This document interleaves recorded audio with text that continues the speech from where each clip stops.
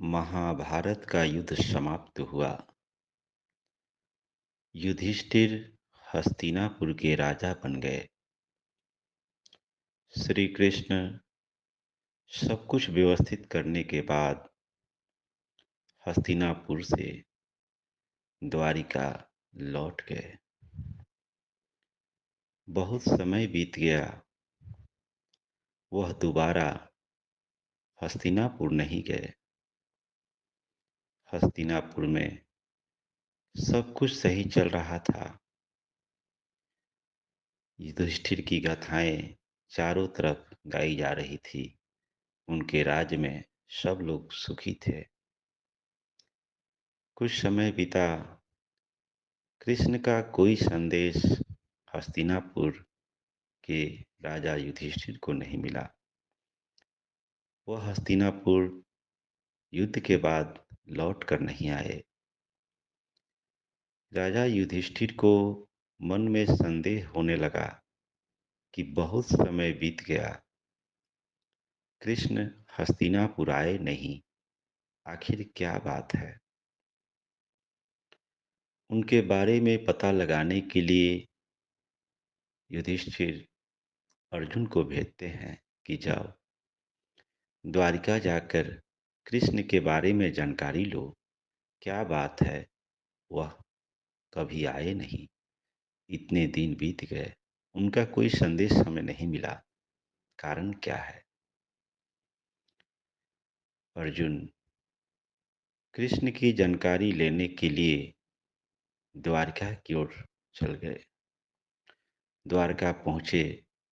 द्वारका पहुँचने पर उन्हें पता चला कि कृष्ण तो शरीर का परित्याग कर दिए हैं, स्वधाम लौट चुके हैं। वहाँ पर वे उद्धव जी से मिले, जो कृष्ण की प्रशंसा कर रहे थे। उन्होंने कहा कि मुझे अपने विद्वता पर इतना अभिमान था कि विद्वता के अभिमान के कारण मैं कृष्ण को समझ नहीं पाया। जीते जी हम उसका महत्व नहीं दे पाए, लेकिन आज हम बेहद दुखी हैं कि हमने वो क्षण गंवा दिया जिस क्षण हम उनके साथ थे। इस तरह की वार्तालाप होने के बाद कृष्ण अर्जुन वहाँ से निकल पड़े। वे भी उदास थे। मन में अनेक विचारें चल रही थी कि जब तक कृष्ण हमारे साथ थे, हमें लग रहा था कि वह केवल एक मामा के लड़के हैं, सामान्य व्यक्ति हैं। कभी हमने उनका इतना मूल्य नहीं दिया जिसकी योग्यता उनमें थी। वे हमारे लिए सब कुछ किए। जब जब हमारे जीवन में दुख आया, मुसीबत आया, वे हमारे साथ रहे, लेकिन हम समझ नहीं पाए। इस तरह के विचारों के उधेर भी उनमें चल रहा था और वह मार्ग से जा रहे थे। जंगल से होकर गुजर रहे थे, तभी अचानक वहाँ के आदिवासी कोल भीलों ने उन्हें घेर लिया और घेर कर उन्हें बंदी बना लिया और उनके सारे रत्न आभूषण लूट लिए। वह कुछ नहीं कर पाए क्योंकि उस समय वह अपने आप को बलहीन महसूस कर रहे थे। उनका सारा बल समाप्त हो चुका था। जब वे वहां से आगे बढ़े, उनके दुख का ठिकाना न रहा।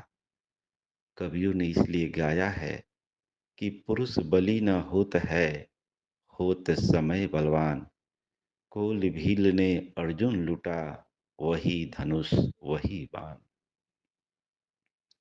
जो अर्जुन महाभारत के युद्ध का एक महावीर थे, बड़ी भूमिका थी उनकी युद्ध जीतने में। और इतना बड़ा महावीर जो हजारों हजारों लोगों को अपने बाण से गिरा देता था, ऐसा धनुर्धर अर्जुन सामान्य कोल भीलों को कुछ भी न कर सके, कुछ भी न कर पाए।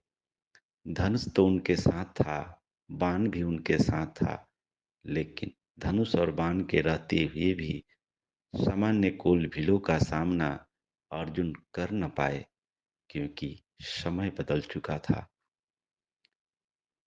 इस घटना से वे बहुत दुखी हो रहे हुए थे और दुखी मन से वह हस्तिनापुर लौट आए। जब युधिष्ठिर से उनका मिलना हुआ, युधिष्ठिर अर्जुन की स्थिति को देखकर सोच में पड़ गए कि अर्जुन का चेहरा, जो हमेशा चमकते रहता था, एक गर्व रहता था, आज वो समाप्त हो चुका है। इसके चेहरे चेहरे का तेज, ओज सब समाप्त हो गया। यह बिल्कुल बलहीन लग रहा है। इसका कारण वे अर्जुन से पूछते हैं कि अर्जुन, क्या बात है? तुम बड़े ही उदास हो, बड़े ही निराश हो, तुम बलहीन दिख रहे हो, तुम्हारे चेहरे का तेज समाप्त हो चुका है। आखिर कारण क्या है?